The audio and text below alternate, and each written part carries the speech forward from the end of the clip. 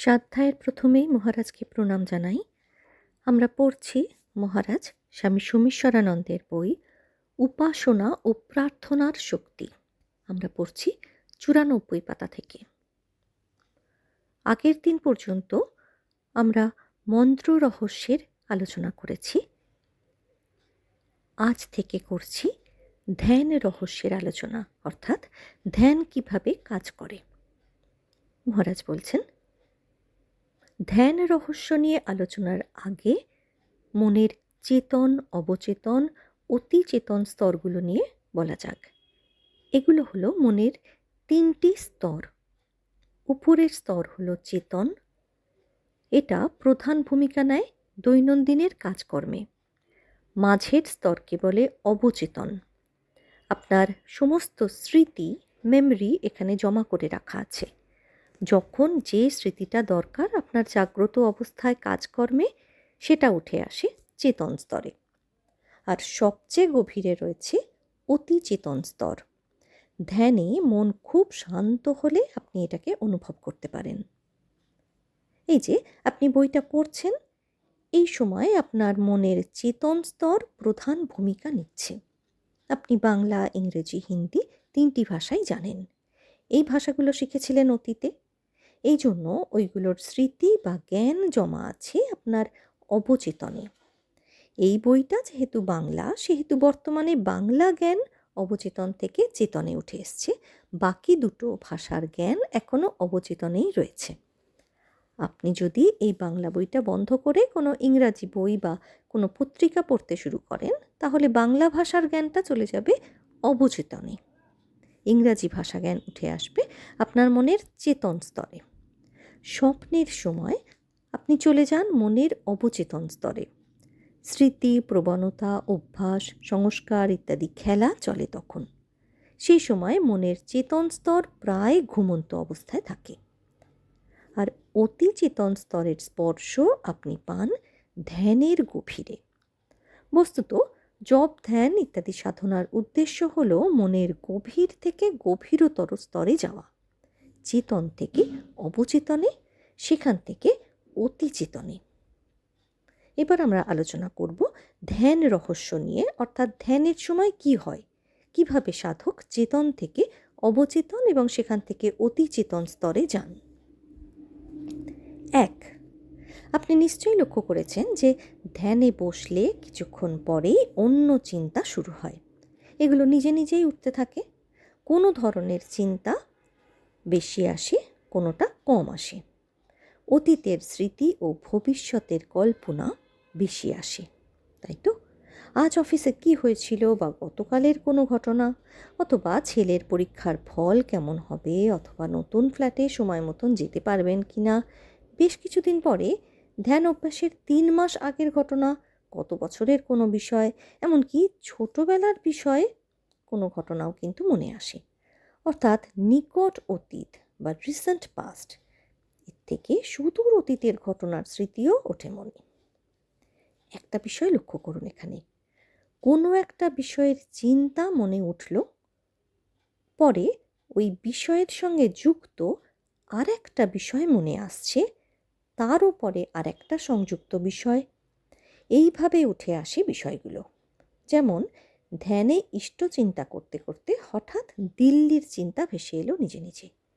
দিল্লির চিন্তা আপনি করেননি, এটা এসেছে নিজে থেকে। দিল্লি মনে পড়তেই আপনার বন্ধু দিল্লিবাসী রামবাবুর কথা মনে এলো। রামবাবুর থেকে চিত্তরঞ্জন পার্ক।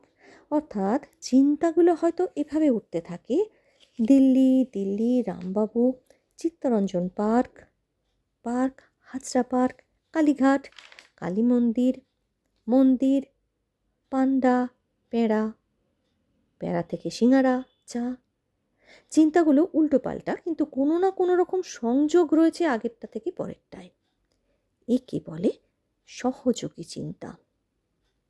এইভাবে চলতে চলতে হঠাৎ আপনি সচেতন হলেন এবং মনকে ফিরিয়ে আনলেন ইষ্ট চিন্তায়। এই যে চিন্তাকে অন্য চিন্তা থেকে ফেরানো, একে বলে প্রত্যাহার, উইথড্র। ফিরিয়ে এনে আবার ইষ্ট চিন্তায় দেওয়া, এটা হলো ধারণা।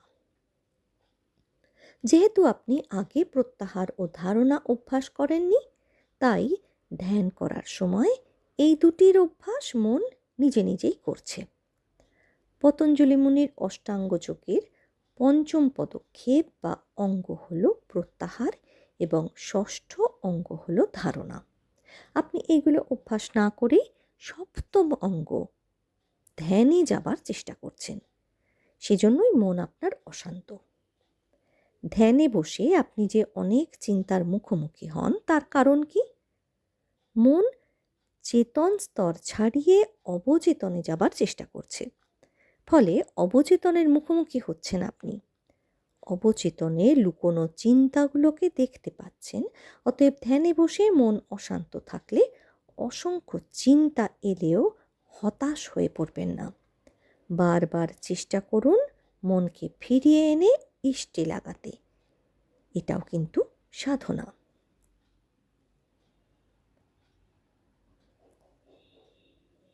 2, এভাবে অনেক দিন অভ্যাস করার পর একটা পরিবর্তন দেখতে পাবেন। ধ্যানে তখনও অন্য চিন্তা আসছে, তবে আগের মতো ঘন ঘন নয়। একটা চিন্তা উঠল, আবার নিজে নিজেই মিলিয়ে গেল। এভাবে চলতে থাকে। আগে যেখানে মিনিটে 3টে চিন্তা আসতো, সেখানে এখন একটা চিন্তা, অর্থাৎ অন্য চিন্তার সংখ্যা কমে আসছে। আগে আপনি সচেতন থাকতেন না, অন্য চিন্তা এলে বেশ কয়েকটা চিন্তা একের পর এক আসতে থাকতো, আপনি হঠাৎ এই সম্বন্ধে সচেতন হতেন। কিন্তু এখন অন্য চিন্তা এলেই আপনি সচেতন হয়ে পড়ছেন। আগে অন্য চিন্তার প্রবাহে আপনি নিজেকে হারিয়ে ফেলতেন, ভুলে যেতেন। এখন তা হচ্ছে না। অন্য চিন্তা এলে আপনি সেটা দেখছেন সচেতন থেকে। আপনার অস্তিত্ব বজায় থাকছে। আপনি যেন দ্রষ্টা হিসাবে দেখছেন ওই চিন্তাকে। আগে অন্য চিন্তার প্রবাহে আপনি হঠাৎ সচেতন হয়ে ব্রেক লাগাতেন। এটা হলো প্রত্যাহার। এখন আর ব্রেক লাগাতে হচ্ছে না আপনাকে, চিন্তাটা নিজে নিজেই মিলিয়ে যাচ্ছে। আগে প্রত্যাহার করে মনকে আবার ইষ্টে লাগাতেন। এখন আর তা করতে হচ্ছে না, চিন্তা নিজেই আসছে, নিজেই যাচ্ছে। আপনি দর্শক মাত্র। আগে চিন্তাগুলোকে মনে হতো আপনার মনেরই বিভিন্ন অংশ, যেন এক গ্লাস জল বরফ হয়ে গেল, আবার গলে গিয়ে জল হয়ে পুনরায় নতুন আকারের বরফের টুকরো হয়ে গেল। এখানে জল মনে করুন মন, বরফ হলো চিন্তা। এখন অনুভব অন্যরকম। চিন্তাগুলো মনে উঠছে, আবার মনেই মিলিয়ে যাচ্ছে। চিন্তাগুলো যেন মনের অংশ নয়, বরং মনে উঠছে যেমন জলে বুদবুদ ওঠে আর মিলিয়ে যায়। আগে একটা চিন্তা উঠলে পেছন পেছন অনেক সহযোগী চিন্তা আসতো। এখন আর তা হয় না, কোনো সহযোগী চিন্তা আসে না। কিছু সময় পর পর বিভিন্ন চিন্তা আসে এখনও, কিন্তু তারা ভিড় করে আসে না। একটার সঙ্গে পরেরটার কোনো মিল থাকে না এখন। এগুলো যেমন ছাড়া ছাড়া বিচ্ছিন্ন চিন্তা হিসাবে আসে, তেমনি চলেও যায়। প্রথম এবং দ্বিতীয় অবস্থার মধ্যে যে পার্থক্যগুলোর কথা এতক্ষণ বলা হলো, এগুলো ছাড়াও আরেকটা বিশেষ গুরুত্বপূর্ণ পার্থক্য রয়েছে। এই পার্থক্যের ব্যাপার আমরা পরের দিন পড়ব। আজকে এই পর্যন্তই।